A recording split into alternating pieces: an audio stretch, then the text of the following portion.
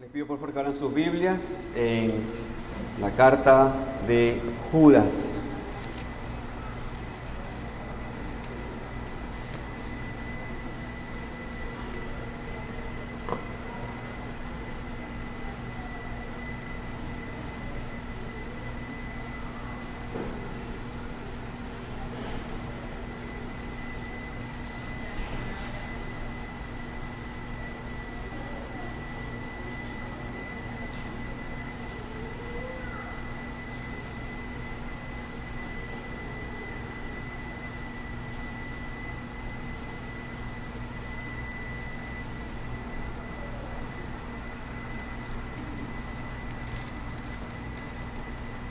Judas,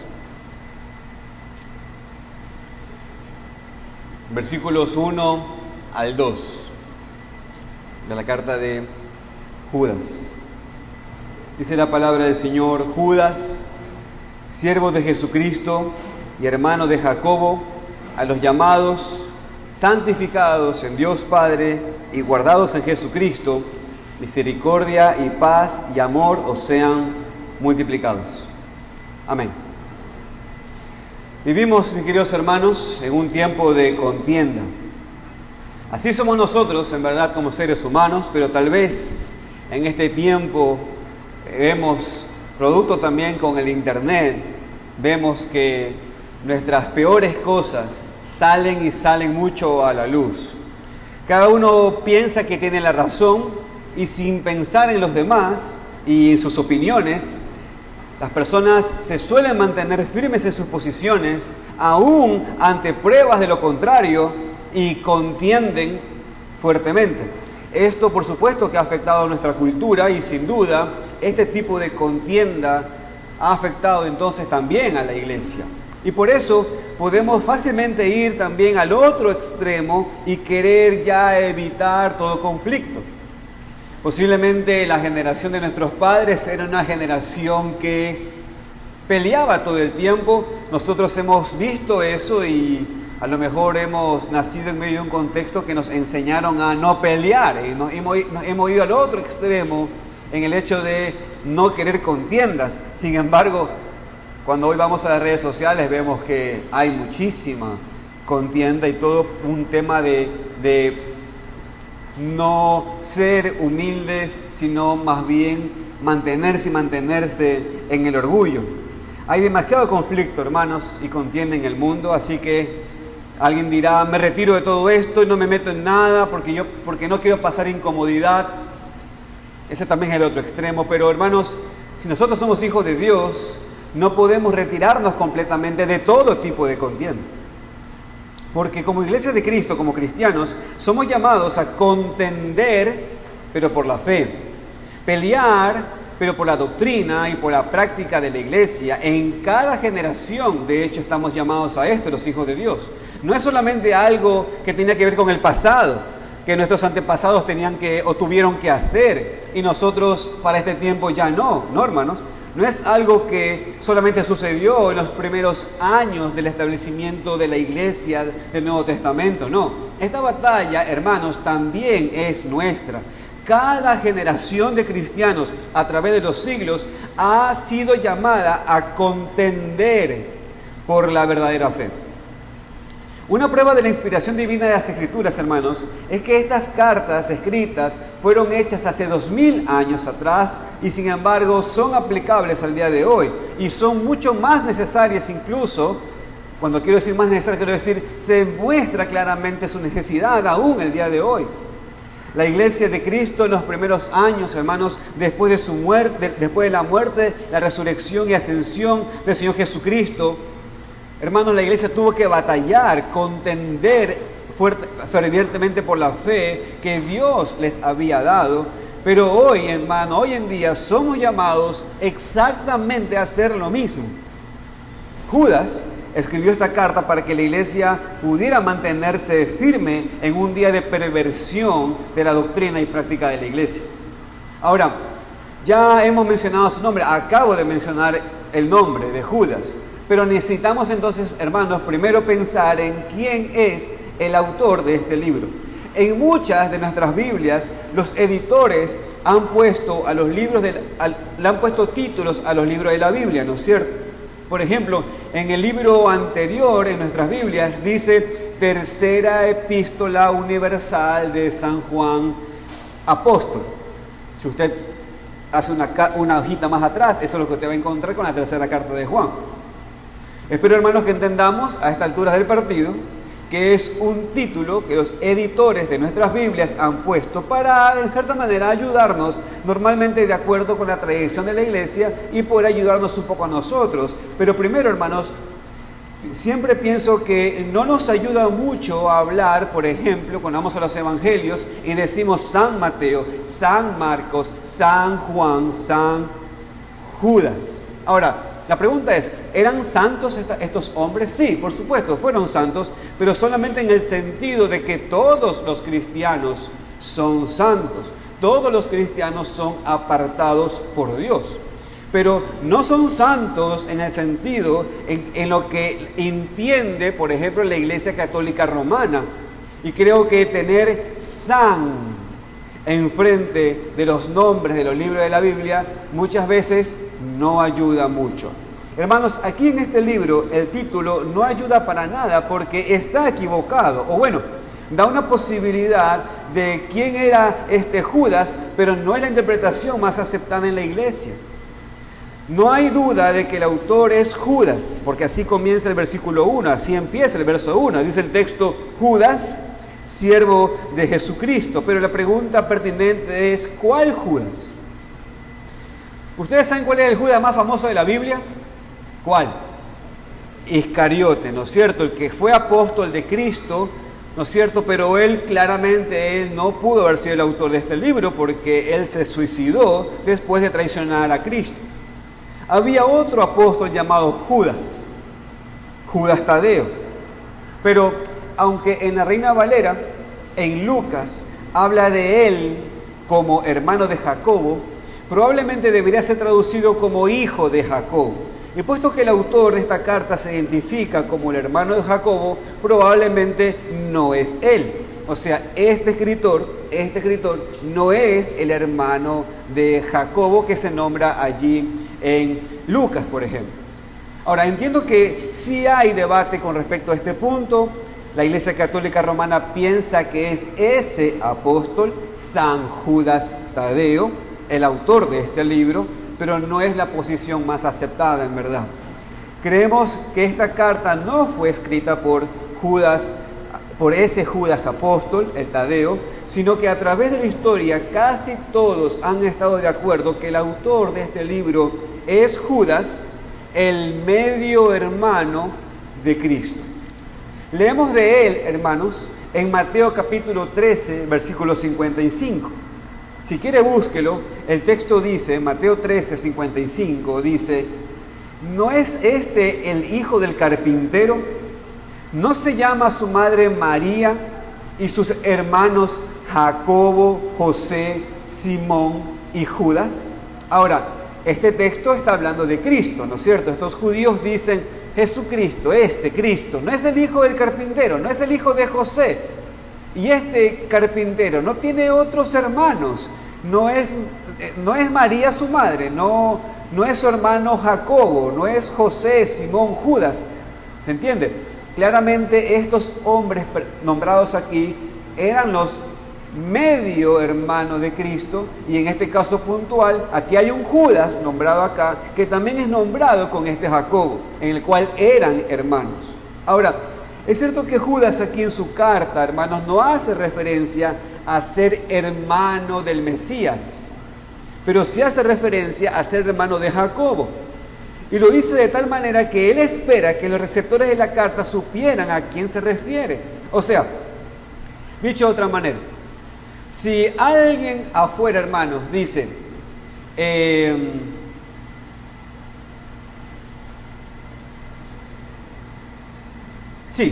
si alguien afuera, hermanos, dice, disculpe, Gilly, ¿está la señora Elizabeth aquí? Lo más probable, dado que la hermana Elizabeth tiene pocas semanas aquí, lo más probable que pensaras que está preguntando por quién. Por Elizabeth primante, que es la que normalmente, lo que ha venido más aquí. O sea, no había necesidad de decir un apellido. Se podía sobreentender de quién se está hablando. Judas, aquí dice, yo soy el hermano de Jacobo. Y al decir hermano de Jacobo, Judas entendía que los receptores de su carta entendían de cuál Jacobo estaba hablando. Evidentemente, este Jacobo sin apellido era un Jacobo conocido, famoso en medio del pueblo de Cristo. ¿Me siguen hasta aquí? Ese es el punto. Entonces, tenía que ser un hombre conocido en medio de la iglesia primitiva. Y el Jacobo, hermanos, que cumple con esta descripción, este Jacobo que no necesita presentación, es el Jacobo que encontramos en Hechos capítulo 15. Este Jacobo, él era el anciano de la iglesia en Jerusalén. Probablemente era el pastor, evidentemente, de esa iglesia. Entonces, por cierto, no es el apóstol Jacobo, porque el apóstol Jacobo ya se había muerto en Hechos 12, sino que entonces está hablando del otro Jacobo, el que quedó vivo, claramente, y el que en ese momento era el pastor de la iglesia y el que era conocido por todos. ¿Y quién era ese Jacobo? Ese Jacobo era el medio hermano de Cristo. De hecho, hermanos, Pablo habla de él como una de las columnas de la iglesia primitiva. Este Jacobo, hermanos, ¿saben quién también es? Es el mismo hombre que escribió la carta llamada Santiago. Porque Jacobo y Santiago son la misma persona. Es el mismo nombre, uno en hebreo, otro en griego. Entonces, creemos que Judas, el que escribió esta carta, era Judas, hermano de Jacobo, o sea, el que escribió la carta de Santiago, y este asimismo era medio hermano de Cristo, o sea, hijo de José y María. ¿Se entiende hasta aquí? ¿Ok? Bien, entonces, Judas, el escritor de esta carta, y el escritor de Santiago, que es Jacobo, ellos eran hermanos de padre y madre, hermanos de José y María, y ellos dos eran medio hermanos de Cristo.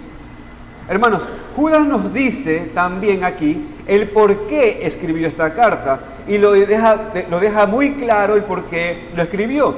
Vaya conmigo por favor a los versículos 3 y 4.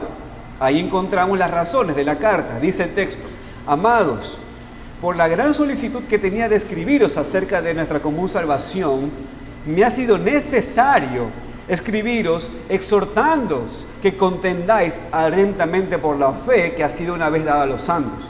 Porque algunos hombres han entrado encubiertamente, los que desde antes habían sido destinados para esta condenación, hombres impíos que convierten en libertinaje la gracia de nuestro Dios y niegan a Dios, el único soberano, y a nuestro Señor Jesucristo.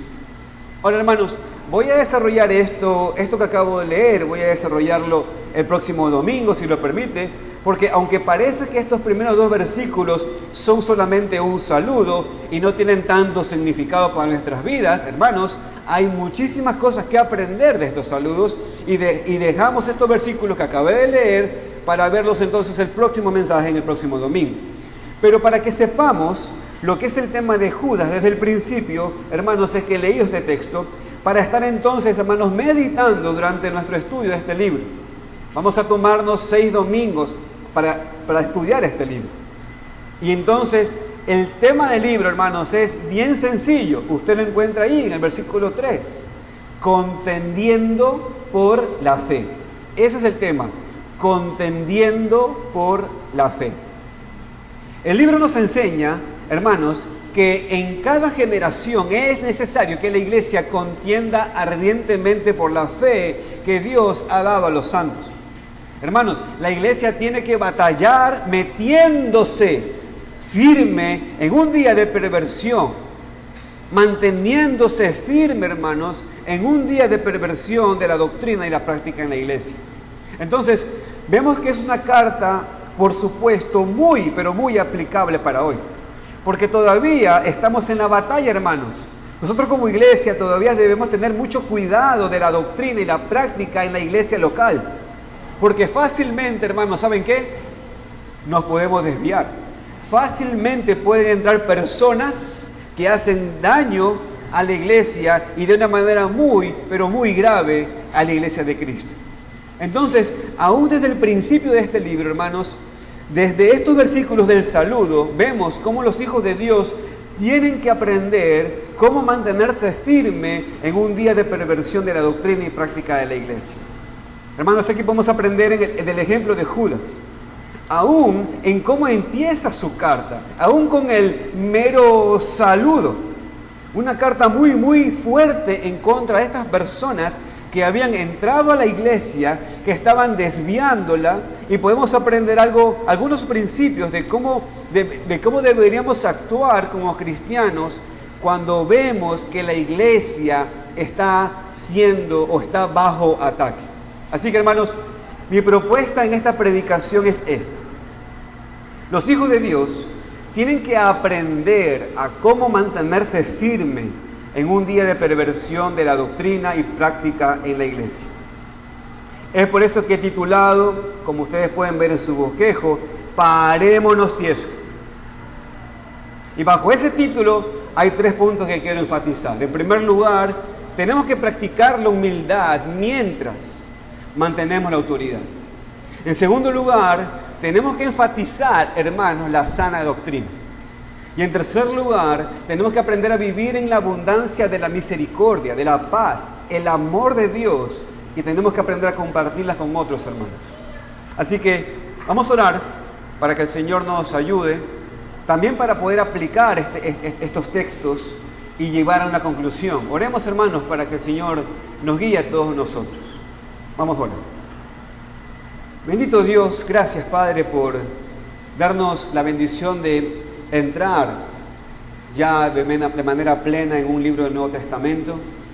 Y, Señor, en tu voluntad, ahora entramos con este libro de Judas y te pedimos, Señor, que tú nos ayudes a mantenernos firmes y a entender que, aunque no puede ser necesariamente cómodo para nosotros la polémica o la contienda, tenemos un llamado, tenemos una orden de batallar, de pelear. Señor, ayúdenos a recordar en confianza que las armas que tenemos son poderosas en Dios para destruir fortalezas. Ayúdanos, Señor, a recordar para que podamos estar tranquilos de que tú eres quien adiestras nuestras manos para la batalla, que tú eres quien sostiene el arco del triunfo, que tú eres quien llevas hacia el blanco las flechas enviadas. Señor, ayúdanos a confiar en que tú eres quien sostiene cada una de las cosas y por eso podemos ser instrumentos eficaces en esta batalla. Tenemos la victoria asegurada. Y bajo esa seguridad, Señor, bajo esa confianza, ayúdanos, oh Padre, a tomar nuestras responsabilidades. Te lo pedimos, Señor, en el nombre de Cristo Jesús. Amén.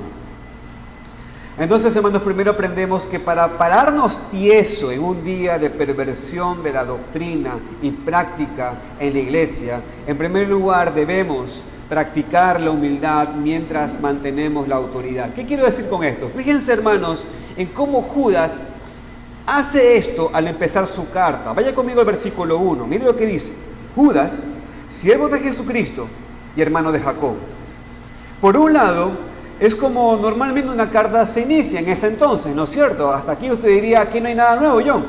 De hecho, Pablo, Pedro, Santiago hacen lo mismo en sus cartas. Desde el principio se introducen a los recipientes de la carta, ¿no es cierto? Pero como ya vimos, Judas no dice específicamente quién es él, hermanos, y es muy interesante. Fíjense, hermanos, que él pudo haber dicho, soy Judas, el medio hermano, o el hermano de Jesús. Pero él no se llama así. Él se llama en esta carta, yo soy siervo de Jesucristo, no hermano de Jesucristo. Habla de su hermano Jacobo, eso sí, pero él no llama la atención de que él era hermano de sangre del Mesías. Hermanos, en esto vemos muchísimo de su humildad. Fíjense, a ver, hermanos, si Judas estuviera en medio nuestro, o mejor dicho, si nosotros hubiésemos estado en la sandalia de Judas, y con las redes sociales y con el TikTok, no pondríamos en nuestro estado: John, hermano del Mesías. Posiblemente en nuestro estado lo tuviéramos, esa parte del estado que es fija, así lo tuvieron. Pero no, Judas, esa parte que era verdad, no lo puso. Él puso la parte de que él es siervo de Jesucristo. Vemos mucha humildad aquí, pero no solo aquello, sino que además, la palabra aquí, siervo, hermanos, no es en realidad una palabra fuerte. Aquí, en la traducción al español, no se tradujo esta palabra como tenía que ser, porque esta palabra como tal tiene que ver con la palabra esclavo, no siervo. Esto es un contexto mucho más fuerte, porque, hermanos, podemos confundirnos. Un siervo no siempre es un esclavo, pero un esclavo siempre es un siervo. Déjenme aclarar esto, hermanos. Un siervo, para el tiempo de hoy, un siervo es como un empleado. O sea, podía dejar de ser siervo de alguien si hay otro que le oferta algo mejor. O solo porque sencillamente el siervo quiere hacer otra cosa y ya. O sea, un siervo era dueño todavía de su voluntad, pero un esclavo no. Un esclavo le pertenecía a ese amo, era completamente su amo, o sea, no tenía derecho a hacer su propia voluntad, sino que tenía la obligación de siempre hacer la voluntad de su amo. Entonces Judas, al definirse, hermanos, él se define como esclavo de Cristo. Él se define como: mi voluntad está bajo la voluntad de mi amo. Y hermanos, aquí vemos la humildad que tiene este hombre. Él no quiso enfatizar, hermanos, su relación con el Mesías. Él pudo haber empezado así: Judas, hermano del Mesías y nuestro Salvador Jesucristo. Usando esa referencia podría asegurar una buena recepción de su carta, ¿no es cierto? Pero no. Judas prefiere reconocer que él era el siervo de Cristo, o sea, que él era el esclavo de Cristo, así como cualquier otro hijo de Dios. Pero la idea aquí de esclavo de Jesús no solamente habla de la humildad de Judas, sino que también habla de su autoridad. Y, hermanos, esto es importante que usted me preste mucha atención, porque, hermanos, un esclavo, especialmente esclavo de una persona importante, ese esclavo, aunque era esclavo, tenía mucha autoridad. Este esclavo, cuando era esclavo de una persona importante, este esclavo, por ejemplo, tenía la administración de la casa, por ejemplo, él sabía hacer ciertas tareas en la casa, las hacía siempre en el nombre de su amo. Entonces, aunque claro que es un título humilde, aunque claro que muestra que Judas estaba bajo el poder y autoridad de Cristo, ser esclavo era como ser también representante de su amo. Y entonces Judas está escribiendo aquí con esta autoridad: yo soy esclavo de Cristo, y como soy esclavo de Cristo, présteme mucha atención. De hecho, en el Antiguo Testamento, hermanos, especialmente vemos este término, ¿no? Siervos de Dios, o sea, esclavos de Dios, y estamos hablando de grandes hombres. Por ejemplo, si yo le pregunto a usted, dígame un siervo de Dios en el Antiguo Testamento, ¿usted qué me va a decir? Rápido. Moisés. ¿Y quién fue Moisés? Alguien sin autoridad. Fíjense que hasta los profetas dicen: oigan a Moisés.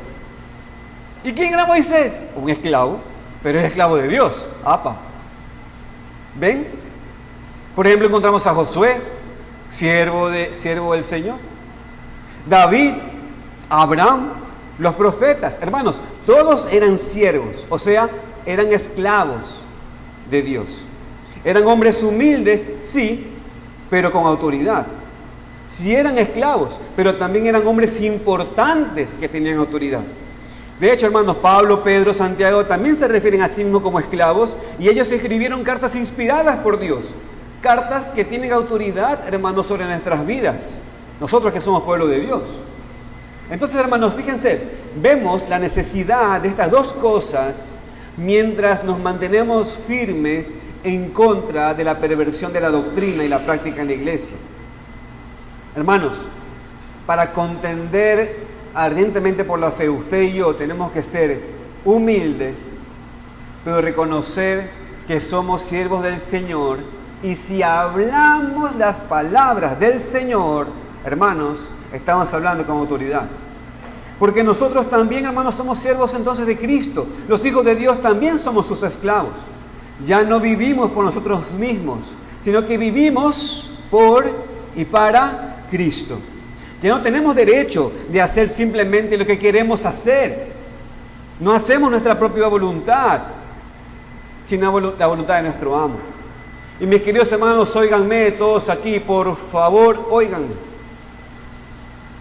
Somos esclavos de Cristo.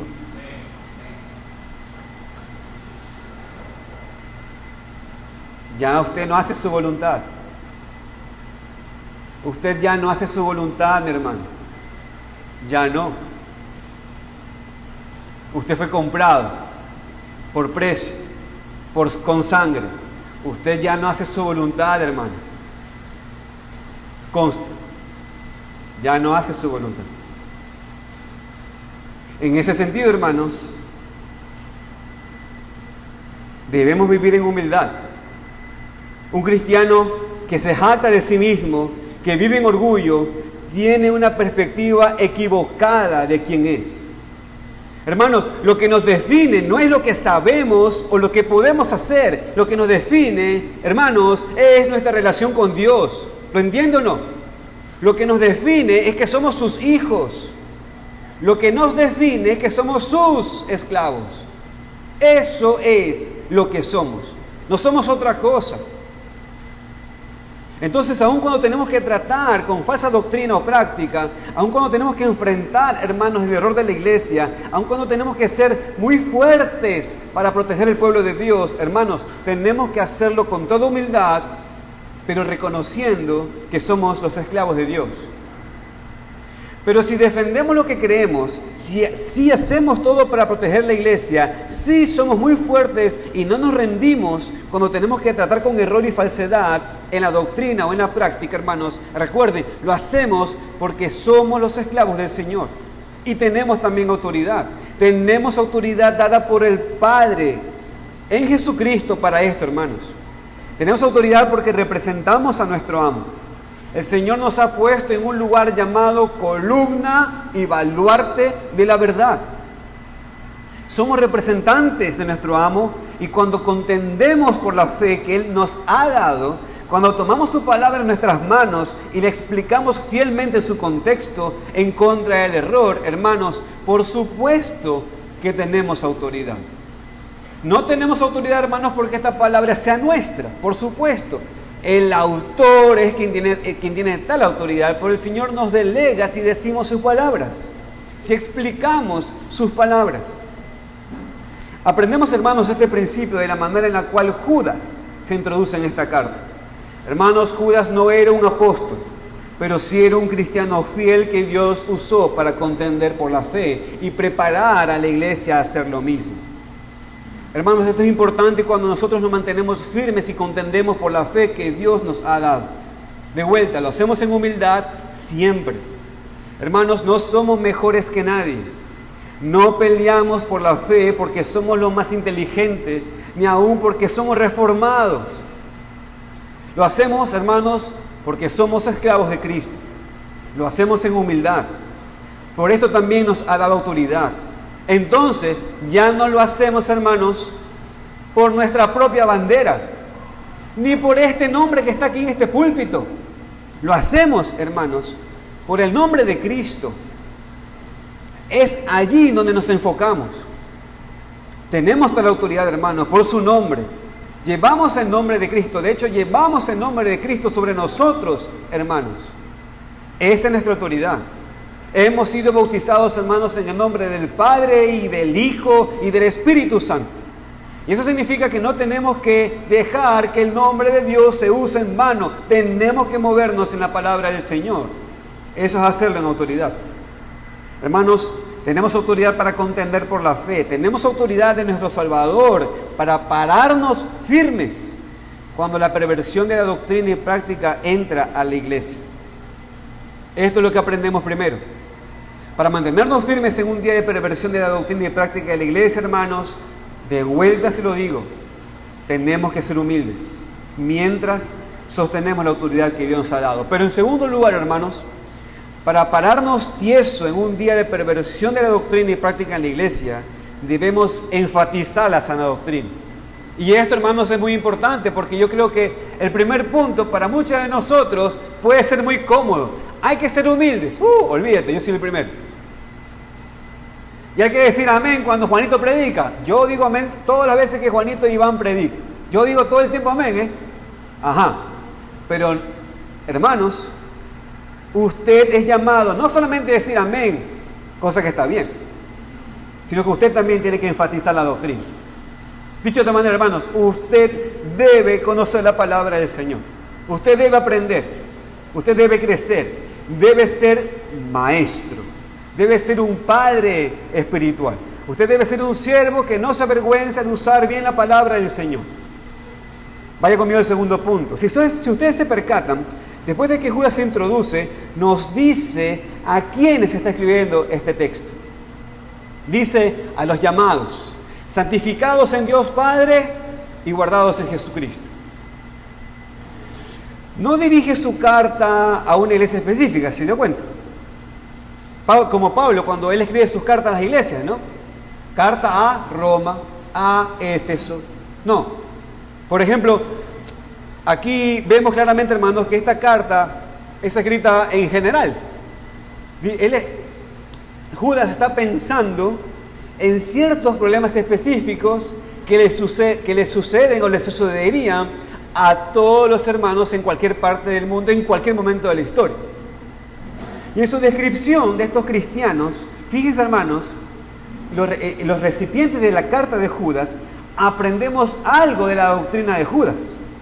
Aprendemos algo de lo que él quiere defender, lo que él quería exhortar a los cristianos a defender y contender por la fe. Porque, hermanos, no simplemente los llama cristianos. Judas pudo haber dicho eso, ¿no?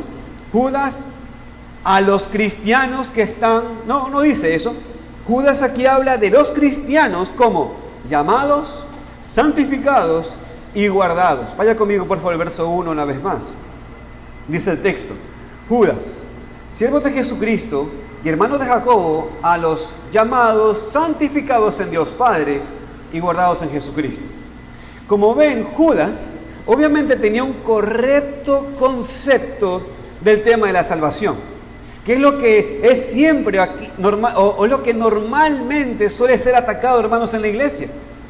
De una manera u otra, cuando entran perversiones a la iglesia, siempre tocan el tema del evangelio, siempre tocan el tema de la salvación. Entonces, aunque parece nada más ser una buena manera para empezar su carta, vemos en su descripción de los creyentes el énfasis de Judas en la sana doctrina. Judas, hermanos, tiene un entendimiento correcto de la salvación, que es algo esencial, que la iglesia, hermanos, el día de hoy tenemos que batallar y tenemos que enfatizar cuando estamos enfrentando errores en la iglesia. Vaya conmigo, hermanos, a la primera palabra que dice Judas. Dice Judas: los cristianos son, en primer lugar, llamados. ¿Se dio cuenta? Hermanos, Romanos 9 es un pasaje obvio que habla de la elección y el llamamiento de Dios a la salvación, ¿no es cierto? Pero hay muchos textos más también. Desde Israel en el Antiguo Testamento a la iglesia en el Nuevo, leemos que Dios ha llamado a su pueblo. Ustedes se acuerdan, por ejemplo, Dios llamó a su pueblo de Egipto. Cristo habló de llamar a los suyos. Mi Dios, conforme a su decreto soberano, llama a quien quiere a su salvación y servicio. Ahora, hermanos, cuando Dios llama a alguien, no es una mera invitación. Presten mucha atención aquí, no se me pierda aquí. Hermanos, cuando Dios llama a alguien, lo llama en su poder. Hermanos, cuando Dios llama a alguien, nadie se resiste a ese llamado. Es un llamado que efectúa respuesta. Es decir, tú puedes llamar a una persona del otro lado de la calle para que venga a ti, pero a lo mejor no te escucha, o tal vez sí te escucha, pero no quiere venir y te ignora. ¿Te ha pasado eso? A mí me pasa que hasta con mis hijos. ¡Hey! Y no pasa nada. Pero el llamamiento de Dios no es así, hermanos. El llamamiento de Dios es todopoderoso. Si Él llama a esa persona al otro lado de la calle, hermanos, esa persona va a venir. Y Dios no solamente va a venir, Dios le va a dar el poder a esa persona para venir. Si Él llama a alguien, la persona responde. Responde en arrepentimiento y fe en la persona, en la obra de Cristo, para recibir la salvación. Y esa persona, hermanos, va a venir. Entonces, esta es la base de la confianza del Hijo de Dios. De hecho, esta es la razón por la cual puede defender la fe, sabiendo que su fe es verdadera, porque Dios lo ha llamado. Ahora, Dios ha hecho la obra para escogerle, ha abierto sus ojos, le ha dado la fe para creer en Cristo. Ahora, hermanos, escúcheme, los falsos maestros no tienen eso. Los falsos profesantes tampoco lo tienen. Aquellos que entran a la iglesia con sus perversiones no tienen el poder para llamar así, solamente Dios. Por eso, hermanos, es que nosotros podemos defender la fe, porque, hermanos, no nos hemos inventado nada, sino simplemente estamos contendiendo por lo que Dios ha hecho y ha dicho. Hermanos, no hemos sido llamados por nosotros mismos, no creemos lo que creemos por nuestra propia inteligencia, no somos hijos de Dios debido a nuestras propias fuerzas. Dios nos llamó con un llamamiento irresistible y por eso creemos en Él. Somos llamados y por eso tenemos éxito y tendremos éxito en defender la verdad de Dios. Pero en segundo lugar, hermanos, Judas, además de decir llamados a los cristianos, también les llama santificados en Dios Padre. Otras traducciones lo traducen de esta manera: amados en Dios Padre, que podría ser lo más correcto esta traducción. Y si es así, hermanos, no es la primera vez en la Biblia cuando leemos la relación entre la persona que es llamada y la persona que es amada. Vaya conmigo, por favor, a Romanos capítulo 1. Vaya conmigo allí, le espero. Romanos capítulo 1. Y ponga sus ojos sobre los versos 6 y 7.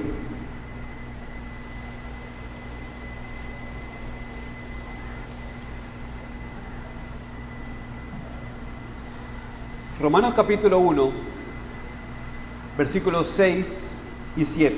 Dice el texto: entre las cuales estáis también vosotros, llamados a ser de Jesucristo, a todos los que estáis en Roma, ¿qué dice? Amados de Dios, llamados a ser santos. Gracia y paz a vosotros, de Dios nuestro Padre y del Señor Jesucristo. Hermanos, si se dan cuenta, esto tiene sentido, porque la única base del llamamiento de Dios para la salvación es su amor para con nosotros. Hermanos, no merecemos ser llamados, no merecemos ser salvados de la ira de Dios, somos pecadores. Es solamente por el amor gratuito de Dios, su favor inmerecido, que hemos sido elegidos, llamados. En Romanos, Pablo cita al profeta Oseas y cita la promesa de Dios que encontramos allí. Y fíjense lo que dice, yo eso lo voy a leer. Llamaré pueblo mío al que no era mi pueblo y a la amada, amada. ¿Me escuchó? Se lo vuelvo a decir y mire cómo estas dos palabras están en correlación. Llamaré pueblo mío al que no era mi pueblo, y en sinónimo a eso, luego dice, y a la no amada, amada. ¿Ven la relación? Llamamiento y amor. Eso es, mis queridos hermanos, lo que algunos decimos que son las doctrinas de la gracia. Hermanos, esto es lo que llamamos en resumen la sana doctrina. Esto es lo que defendemos en contra de todo error, de toda perversión, de toda falsa enseñanza y práctica.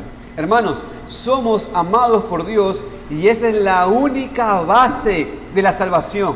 Hermanos, no son nuestras obras, no es la oración que hiciste, no es la levantada de manos ni que fuiste al frente, no es eso.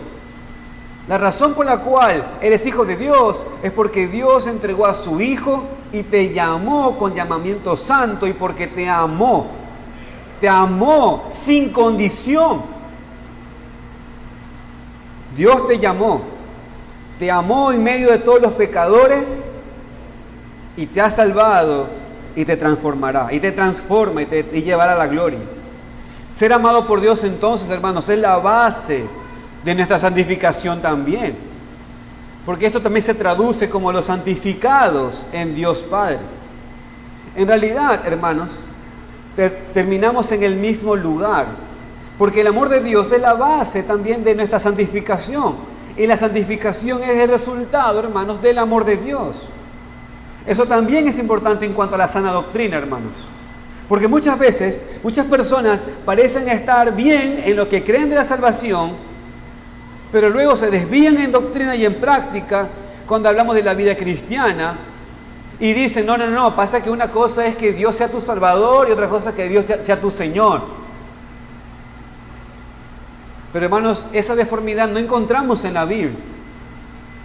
Hermanos, a los que Dios llamó, a los que Dios ha amado desde antes de la fundación del mundo, le ha dado el poder para venir a Él. Y eso significa, hermanos, que el Señor lo santifica, le da el poder para ser preservado hasta el día del Señor Jesucristo. Entonces no existe tal cosa como una persona que solamente cree y luego vive en perversión o vive en herejías o vive en falsas enseñanzas o en errores. Hermanos, todos nosotros podemos conocer al Señor y tener errores, pero una vez que nos encontramos con las Sagradas Escrituras, ¿sabe qué pasa? O sea, quiero decir, una vez que nos encontramos con las enseñanzas de las Sagradas Escrituras, guiadas por el Espíritu Santo, el Hijo de Dios no vuelve al error. El que vuelve al error es el perro que vuelve a su vómito, no el ser que ha sido transformado. La santificación, hermanos y amigos, es lo que sucede después de la salvación. Los cambios en la vida, hermanos, escúcheme, son el resultado de la justificación. No es primero arreglar tu vida y tratar a otros mejor y asistir a la iglesia y dar dinero a los pobres y después de hacer caso a Dios. No. Y si tú has escuchado eso y has creído en eso, has escuchado un falso evangelio. Dios te llama así como estás, con tus trapos de inmundicia. Dios te llama y que vengas a Él. Dios no te demanda que cambies para venir a Él. Él te cambia. Primero te acercas a Dios en arrepentimiento y fe, rogándole por la salvación, y después, cuando te salva y te transforma, también promete santificarte y tu vida cambia. Y ahí es cuando aparece en ti, hermanos, el deseo de querer estar en la iglesia, el deseo de querer ayudar a otros. Este querer y este hacer, hermanos, lo pone el Señor. Esto es la doctrina de la gracia, hermanos. Esto es la sana doctrina. Pero finalmente, la última descripción que da Judas aquí es que estas personas son llamadas guardados en Jesucristo. Cuando Dios ha llamado a alguien poderosamente por su amor y la persona ya es salva, adoptada en la familia de Dios, santificada, esa persona, hermanos, óigame, no se puede perder nunca. Esa persona es guardada o protegida por Dios en Jesucristo. Escúchenme, hermanos. Una cosa es perder tiempo. ¿Cuántas veces has ido a un lugar y en el camino tú dices, me perdí? Pero en cierto sentido no te perdiste porque sabes a dónde vas. A veces lo que sucede en nuestra vida es que perdemos tiempo. Nos distraemos, Pensamos que tomamos atajos, que vamos a ir más rápido y cambiamos el camino que se nos ha trazado, el mapa. Queremos inventar algo nuevo y decir, no, es que yo por aquí yo creo que podemos ir más rápido y agarramos esa. Y en medio de eso nos comemos unos baches y perdemos tiempo, perdemos recursos, todo un asunto, ¿no? Y es verdad, ¿quién no ha pasado por ahí? ¿Quién no ha salido todavía por ahí? Pero sabemos a dónde vamos, lo tenemos claro y también sabemos por qué vamos allá. ¿Quién nos conduce allá?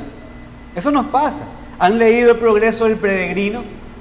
¿Cuántas veces ese hombre, teniendo claro dónde iba, también fue engañado muchas veces, también fue atraído y seducido por sí mismo y tomó diferentes caminos? Sí, pero él sabía dónde iba. En ese sentido, lo que yo quiero decir, que el creyente no se pierde nunca porque sabe a dónde va. Es en eso lo que yo digo. Y por lo tanto, el creyente es guardado, es protegido por el Señor. ¿Sabe por qué? Porque el creyente, hermanos, está unido a Cristo. ¿Se entiende? Está unido a Cristo. Eso es lo que sucede en la salvación. El Espíritu Santo nos bautiza en el cuerpo de Cristo. Estamos escondidos en Él. Por lo tanto, estamos seguros en sus manos. Cada persona que ha sido salva, hermanos, está siendo salva, ha sido guardada hasta el fin. En otras traducciones leemos que dice guardados para Jesucristo. Y esto, hermanos, es una hermosa traducción también. Fíjense, estamos guardados para Jesucristo. Hermoso. Estas dos cosas son la verdad. Somos guardados en Jesucristo, en unión con Él, y también somos guardados para Jesucristo, para la eternidad, como parece ser más el contexto de esta carta, porque si usted me acompaña en el versículo 21, acompáñeme allí, al versículo 21 de Judas, dice, conservaos en el amor de Dios. ¿Cómo? ¿Qué dice? Versículo 21, conservaos en el amor de Dios, esperando la misericordia de nuestro Señor Jesucristo para vida eterna. Hermanos, Dios nos guarda ahora para el día que regrese nuestro Cristo. O estemos con Él en el cielo, esperando los cielos nuevos y la tierra nueva. El punto, hermanos, aquí es que los hijos de Dios somos guardados. Nadie de los hijos de Dios puede perder su salvación. Nadie de sus hijos puede dejar de experimentar el amor y la gracia de Dios, pase lo que pase. Dios nos llama, Dios nos salva, Dios nos guarda y nos preserva hasta el fin. Esto fue, hermanos, un punto muy importante para los creyentes a quienes Judas estaba escribiendo. ¿Saben por qué? Porque esto precisamente era lo que las falsas doctrinas estaban minando. Y Judas, en el primer momento del principio de su carta, en el saludo, de una le dice palabras que tienen que ver con, fíjense cómo al día de hoy de esas palabras hacemos toda una teología. Y Judas le dice, hey, ustedes son llamados, ustedes son guardados en Cristo. Que es justamente lo que los falsos maestros y las falsas enseñanzas estaban metiendo en la iglesia. Judas en el saludo les está despertando a estas personas a que cuidado con desviarse con la falsedad. Por eso es que Judas escribe aquí tan fuertemente, pero diciendo esto desde el principio en su carta. Y pudiera haber sido muy fácil para estos errores y falsos hermanos afectar la fe de los verdaderos creyentes. Por eso Judas, hermanos, enfatiza esta parte muy importante de nuestra doctrina de la salvación. Somos guardados por Cristo, en Cristo, para Cristo, hasta el fin. Y nada ni nadie nos puede separar del amor de Dios que es en Cristo Jesús, Señor nuestro. O como leemos en la bendición de este mismo libro, en los versículos 24 y 25, que son muy conocidos por nosotros, ¿no? El texto dice, y aquel que es poderoso para guardaros sin caída y presentaros sin mancha delante de su gloria con gran alegría, al único y sabio Dios, nuestro Salvador, sea gloria y majestad, imperio y potencia, ahora y por todos los siglos. Entonces, hermanos, aquí es donde encontramos el hecho de, piensen esto, si no fuera fácil, al revés, si no fuera difícil que el llamado, que el que es guardado se desvíe, entonces Judas no hubiera escrito esta carta. Pero hermanos, escúchenme, todos nosotros, cada uno de nosotros, tenemos las altas posibilidades de desviarnos. No digo que dejemos de ser hijos de Dios, sino de que usted y yo tenemos las altas posibilidades de desviarnos. Es por eso que en nuestra iglesia, ¿qué confesamos? Que aún las iglesias más puras debajo de los cielos pueden contener tantos errores y luego herejías que pueden pervertirse y ser sinagoga de Satanás. Hermanos, nuestra iglesia no es perfecta, usted no es perfecto y por eso es que usted tiene que batallar por la fe. ¿Cuál fue? La que usted ha heredado. Hoy Juan, cuando estuvo enseñando hoy en la mañana, dijo, ¿no? En la aplicación, dijo estas palabras. Hermanos, tenemos que ser agradecidos por Dios, por la herencia que hemos recibido, por esa confesión de fe que hemos recibido. Porque por supuesto que la Biblia es la autoridad, las confesiones de fe resumen las enseñanzas de las Escrituras. Y nosotros en particular tenemos un resumen de doctrinas, hermanos, que por más de 300 años no ha sido posible romper una de las enseñanzas. Tenemos un hermoso legado, hermanos. Y nosotros, hermanos, tenemos que perseverar en batallar. No solamente en decir amén, amén, amén al predicador, sino que cada uno de nosotros también defenderlas. Y la otra cosa que podemos ver, hermanos, en este primer versículo, que nos recuerda la importancia de las doctrinas de la gracia, la importancia de la sana doctrina, es la creencia que Judas tenía en Cristo como Dios.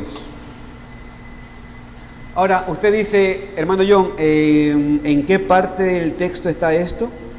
Porque, claro, no es explícito, pero habló de sí mismo. ¿Se acuerdan cómo Judas habló de sí mismo? Judas habló así: siervo de Jesucristo. Fíjense, hermanos, que Judas no se nombra como siervo de Dios, que sería una expresión normal. ¿Se han dado cuenta de eso? Aquí dice siervo de Jesucristo. Porque, hermanos, porque para Judas es lo mismo decir Jesucristo es Dios. Y esto es sumamente importante, hermanos.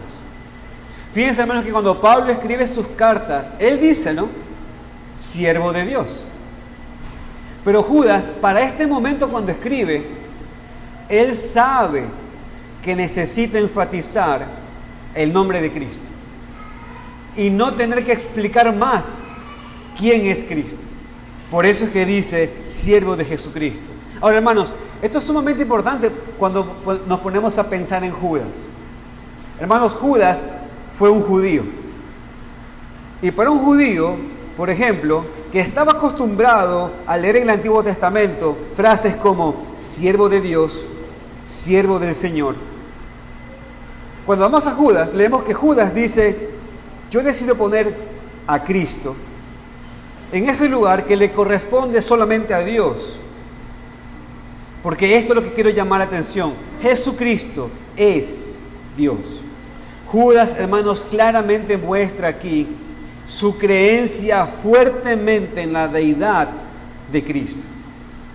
Y también vemos que Judas habla de ser llamado, amado o santificado en Dios Padre y guardado para Jesucristo.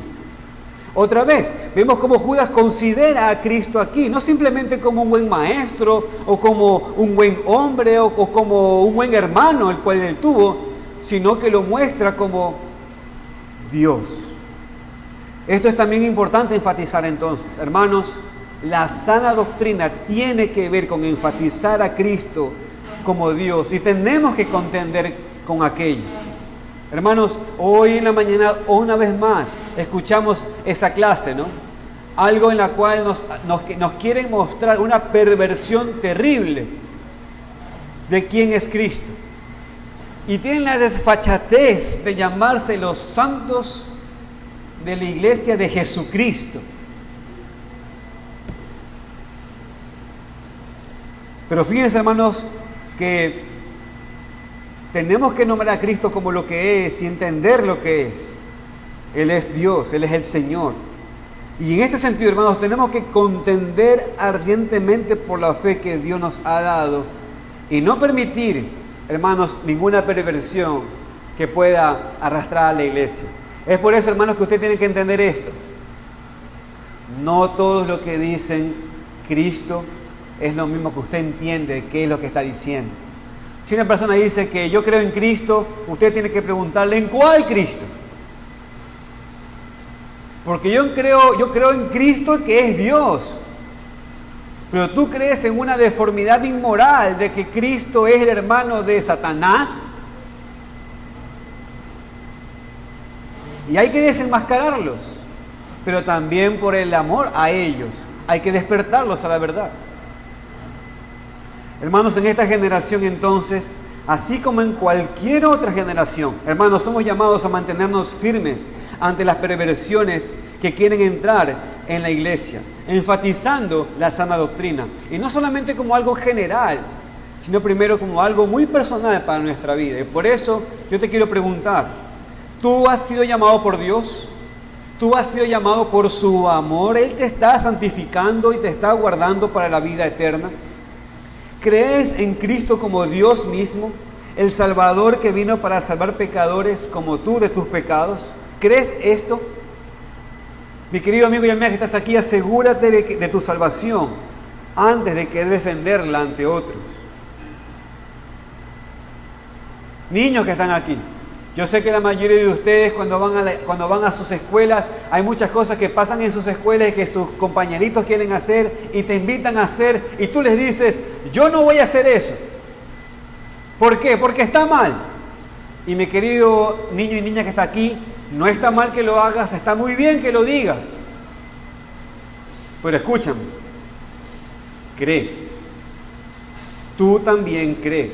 Tú debes creer. Tú debes creerlo. Y no digo que por eso no tengas que decirlo. Lo que te estoy diciendo es que debes creer.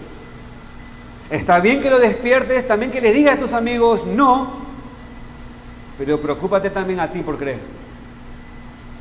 Cree en el Señor Jesucristo y serás salvo. No serás salvo por decir, serás salvo porque crees. Cree en el Señor Jesucristo y serás salvo. Entonces, vemos que para mantenernos firmes en un día de perversión de la doctrina y práctica en la iglesia, debemos practicar la humildad mientras mantenemos la autoridad y debemos enfatizar, hermanos, la sana doctrina. Pero rápidamente, hermanos, permítanme desarrollar el tercer punto. Vaya conmigo al versículo 2. Vaya conmigo al versículo 2. Dice el texto: misericordia y paz y amor os sean multiplicados. Hermanos, continuamos con lo que parece a simple vista parte de un saludo, ¿no es cierto? Y sí lo es, en verdad, sin duda, aunque un poco diferente por la combinación de palabras que usa Judas. Y claramente él quiere, hermanos, que experimentemos lo que leemos aquí, lo que escuchamos en esta carta. Quiere que Dios, hermanos, a cada uno de nosotros nos bendiga, pero con sus perfecciones, que Él los llene de misericordia, paz y amor. Es el mismo Dios, Dios Padre, Dios Hijo, específicamente a que Judas ha hecho referencia en el versículo 1, que Él va a cumplir su deseo para estos cristianos, porque Dios es misericordia y paz y amor, y esto es lo que es Dios, y esto es lo que fluye de Dios en sus hijos. Hermanos, Dios nos da estas cosas. Vivimos de hecho en estas cosas. Pero hermanos, escúchenme. Amigos, óiganme. No hay misericordia, no hay paz y no hay amor si usted no cree la verdad. Si usted no cree la verdad. Cuando usted conoce la verdad, la cree y usted se arroja a la verdad, usted va a tener esa paz que sobrepasa todo entendimiento. Usted va a tener ese gozo. Aunque parezca que todo fuera triste, usted va a tener ese gozo, porque usted conoce la verdad. Y no es solamente un poco de misericordia, hermano, no solamente un poco de paz, no solamente un poco de amor, sino que Judas ora que los fueran multiplicados, que abundaran en estas perfecciones de Dios. Y es lo que sucede, hermano, sin duda. Dios nos da de su misericordia cada vez que pecamos y nos arrepentimos y regresamos a Él. Hermanos, Dios nos da su amor y es abundante y eterno y nos da una paz que sobrepasa todo entendimiento. Nunca deja de amarnos, nunca nos abandona en nuestro pecado, nunca nos deja enojado y molesto con nosotros, sino que Él abunda en su misericordia, paz y amor para con nosotros, sus hijos. Así que tengo que hacer esta pregunta de manera rigurosa. Mi querido hermano, tú lo has experimentado, tú que dices ser creyente, ¿has recibido la misericordia, paz y amor de Dios? ¿O sigues bajo temor? ¿O sigues bajo su ira y nada más? ¿O sigues bajo la condenación de recibir lo que mereces por tus pecados? Dicho de otra manera, cada vez que algo malo te pasa, ¿piensas que a lo mejor Dios está enojado contigo? Posiblemente entonces, mi querido amigo y amiga, tú sigues en el espíritu de esclavitud y aún no estás con el espíritu del Hijo de Dios. La palabra de Dios, hermanos, dice que el salario o el pago del pecado es la muerte eterna, es la ira venidera. Es el estar perseguido porque piensas que Dios tiene guerra contigo. Pero el que conoce al Señor sabe que aun cuando ha pecado, como hoy cuando Juan nos repitió la confesión, nos dijo, somos salvos por la obra de Cristo. Somos salvos porque su justicia activa y pasiva ha sido puesta a nuestra cuenta. He ahí, hermanos, nuestra salvación. Solo Cristo. Necesitas entonces la misericordia de Dios, que no te da lo que mereces.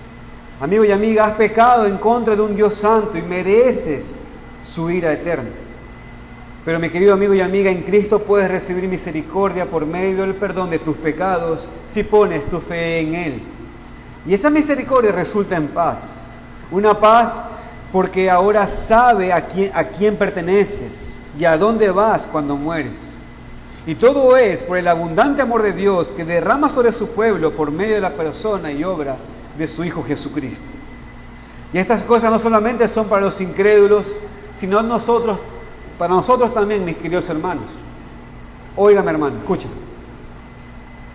Necesitamos misericordia para que Dios nos fortalezca cuando sí hay error en la iglesia, cuando sí estemos bajo ataque. Necesitamos la paz para saber que el reino de Dios es para siempre y no puede ser destruido por el mundo o por el enemigo. Y necesitamos amor para defender la iglesia en contra de todo mal, amor a Dios y amor a los hermanos, para contender ardientemente, aun si significa que vamos a sufrir. Pero creo que no solamente deberíamos vivir en la abundancia de estas cosas que Dios nos da, sino también, hermanos, escúcheme, compartirlas con otros. Cuando recibimos la misericordia, la paz y el amor de Dios, hermanos, naturalmente queremos actuar así para con otros también. Si estas perfecciones de Dios se han cumplido y se multiplican en nuestras vidas, hermanos, deseamos también que se multipliquen también en nosotros, pero también para otros.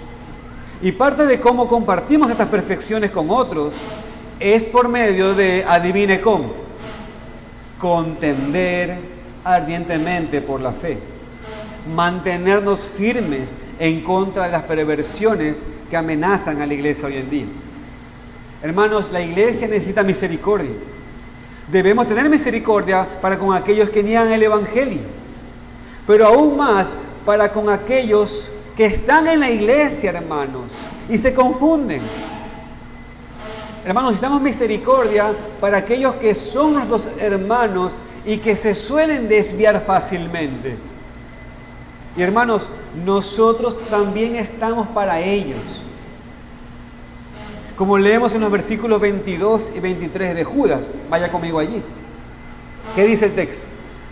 22 y 23. Algunos que dudan, convencerlos. A otros, salvad, arrebatándolos del fuego. Y de otros, tened misericordia con temor, aborreciendo aún la ropa contaminada por su carne.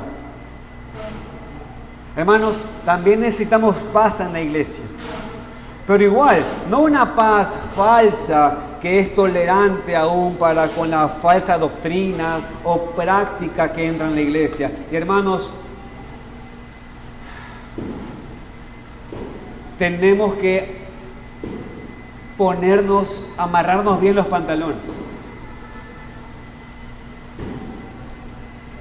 La paz en la iglesia no es ganada por el hecho de tolerar la falsedad.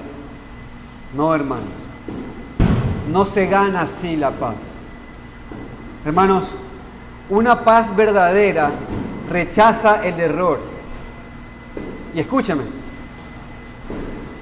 no es verdad que las doctrinas dividen. Totalmente opuesto. Hermanos, las doctrinas unen. Las doctrinas unen. ¿Pero a quiénes unen? A los verdaderos creyentes. Hermanos, las doctrinas unen a los verdaderos creyentes. ¿Y sabe qué significa eso? Significa contender, significa batallar, significa luchar. Y claro que siempre necesitamos el amor. Necesitamos mostrar un amor verdadero para con otros. El mismo tipo de amor que Dios ha derramado sobre nosotros. La iglesia necesita este tipo de amor en tiempos de contienda, porque la cosa más amorosa que podemos hacer, hermanos, ¿saben qué es? En primer lugar, exponer la falsedad para proteger las ovejas. Hablar fuertemente en contra del error para que los hijos de Dios no se desvíen. Ahora, yo sé, hermanos, que no parece ser amable para con los lobos, obviamente, pero estamos protegiendo las ovejas, hermanos, no a los lobos. Y más, el amor verdadero es un amor que está de acuerdo con Dios y sus perfecciones y su palabra. Entonces, ya sea cuando la iglesia esté bajo ataque o en cualquier otra situación, hermanos, como cristianos e iglesia, necesitamos compartir la abundancia de misericordia, paz y amor que Dios ha derramado sobre nosotros con el mundo incrédulo y con nuestros hermanos en la fe. Permítanme, hermanos, entonces darles una aplicación a estos textos de saludo que hemos visto. Aquí, al principio de esta carta, en este saludo, hermanos, Judas está estableciendo la base para lo que quiere comunicarle a la iglesia en general. Judas nos está diciendo que tenemos que mantenernos firmes en contra de la perversión de la doctrina y práctica en la iglesia. Y hay una manera de hacerlo, hermanos. No contendiendo en la carne, no hacerlo de manera mundana, sino más bien practicando la humildad, porque cuando practicamos la humildad mostramos nuestra autoridad. Esta autoridad es nuestra cuando enfatizamos, hermanos, la sana doctrina. Y después vivimos en la abundancia de la misericordia, paz y amor que recibimos de Dios en tiempos tan fuertes, y después la compartimos con otros. Así, hermanos, se batalla ardientemente por la fe. Esto, hermanos, es lo que hemos sido llamados a hacer, y así es como vamos a contender. Así es como vamos a enfrentar las perversiones que pueden destruir, hermanos, nuestra iglesia. Que no temamos entonces, hermanos, porque somos llamados por Dios, amados, somos santificados por Él y guardados para Jesucristo. No tenemos que temer que la iglesia será destruida, porque Dios no es débil para proteger a su pueblo. Pero sí tenemos que contender, tenemos que ser hermanos fervientes, tenemos que ser ardientes por la fe que Dios le ha dado a los santos. Y que lo hagamos, hermanos, descansando en la misericordia, en la paz y el amor de Dios. Amén. Como conclusión, entonces, hermanos, que aprendamos a pararnos tieso en un día de perversión de la doctrina y práctica en la iglesia. Amén.